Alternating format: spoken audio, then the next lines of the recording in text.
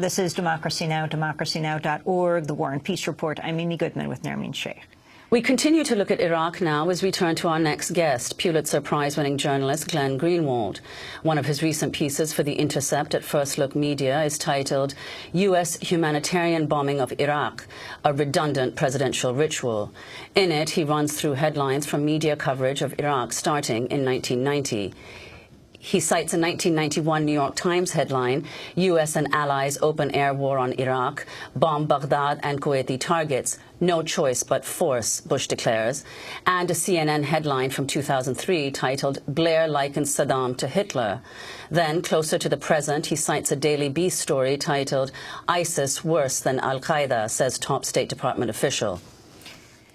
Well, to talk more about this redundant ritual, Glenn Greenwald is joining us via Democracy Now! Video stream from Rio de Janeiro, Brazil. Glenn, welcome back to Democracy Now! Talk about the U.S. coverage and what you feel is the response to President Obama announcing more strikes in Iraq. There's so much propaganda that constantly inundates U.S. media coverage of our political leaders. That's not a secret. But I think of all that propaganda, the one that always shocks me the most is the idea that U.S. military force is going to be deployed for humanitarianism and humanitarian goals. And that's true for two reasons. One is that every single war, literally throughout history, just about is justified on the pretense of humanitarianism. I mean, Hitler, when he invaded Czechoslovakia and other neighboring countries, said he was doing so to protect the human rights of German minorities. Al-Qaeda says that they bomb the U.S. to protect the rights of Muslims around the world. Over and over, this is the justification of aggression and brutality and violence, that, oh, it's being done for humanitarian ends. And that's so much true that in 2004, Noam Chomsky wrote an article essentially making that point. And in response, Samantha Power, who's now the U.S. ambassador to the United Nations and an advocate of all sorts of interventions, she conceded the point. She said much blood was shed in the last century by United States forces or proxies in the name of righteous ends, because every state justifies its wars on the grounds of self-defense or altruism. Chomsky is correct that any, quote, profession of noble intent is predictable and therefore carries no information. And the second point is that all you have to do is look at the things that the United States does in that region, as Patrick Coburn was just saying. I mean, the U.S. just got done feeding arms and munitions to the Israelis to kill 2,000 civilians in Gaza. Hillary Clinton in 2009 said, President and Mrs. Mubarak are close personal friends of my family. And of course, the explicit policy of the United States for the most repressive regime in that region, Saudi Arabia, is, quote, regime continuity. So how anybody can believe that that same... We're speaking to Glenn Greenwald. We seem to have just a little hiccup in the video stream. Glenn, are you back with us? Yes, I think go ahead. Yeah, so I was just saying, in light of all of that conduct of the U.S. supporting the most brutal, repressive dictators in that region, feeding arms to the Israelis to kill civilians, how anybody could then simultaneously believe that that same government that does those things is motivated by humanitarianism or democracy or freedom for people in that region is really mystifying. Last Thursday, President Obama said the U.S. has an obligation to act when thousands of civilians are at risk, as he authorized airstrikes in Iraq. This is what he said.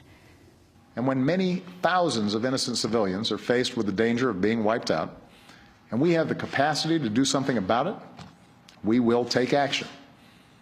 That is our responsibility as Americans. That's a hallmark of American leadership. That's who we are. Glenn, are the Yazidis facing a massacre? And does that sentence that President Obama just uttered resonate with other situations? Glenn, where somehow you're frozen again. Go ahead. I mean, I think clearly, that ISIS is a group that is brutal and awful and extremist and dangerous. Nobody likes ISIS.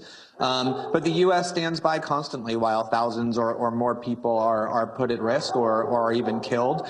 And not only does the United States stand by while that happens, but the United States government is an active participant in the killing of thousands of civilians all the time. As I said, the Israelis just killed hundreds and close to 2,000 people in Gaza, including women, men, and children, and not only did the United States stand by, we fed them the arms and protected them at the UN. It seems like our humanitarianism is triggered only when it comes time to assert control over oil-rich areas. And I don't think it's any secret to anybody who has studied the region, including the important oil locations in Kurdistan, as Patrick Coburn was just saying, that this became an issue for the U.S. government, not when certain minorities became put in jeopardy of their lives, but when the flow of oil in that area became jeopardized. And you know, it's fine if you want to argue that oil is an important resource and the U.S. government should use military force in order to defend it, but we should at least have that honest debate and not allow political leaders to stand up and deceive us in this really pleasing, though misleading way, that we're really dropping bombs out of humanitarianism. So, Glenn Greenwald, what do you think accounts for the fact that the U.S. media in general doesn't question the self-professed motives, humanitarian motives of the Obama administration, or indeed the many administrations that preceded it who used very similar justifications? Well, like I said, I mean, this trick, this tactic of pretending that aggression and violence and war are really being done for humanitarian reasons is not unique to the United States. I mean, you can look at Napoleon and the invaders of the early 20th century, and as I said, Al-Qaeda and Gaddafi and a whole range of people. The writer Jonathan Schwartz has compiled a really long list of some of the worst warmongers in history who have used identical humanitarian explanations as the one the U.S. government gives. And I think one big reason is because no population, no country likes to think of itself as an aggressor, as an empire, as warmongers. We all like to think that we're good people. And so one of the ways that you get a population to acquiesce to a permanent state of warfare, which is obviously what the United States government is in and has been in for decades. How do you convince the population to continue to acquiesce to the continuous slaughter of people around the world, to the bombing of multiple countries in a way that no other country would contemplate?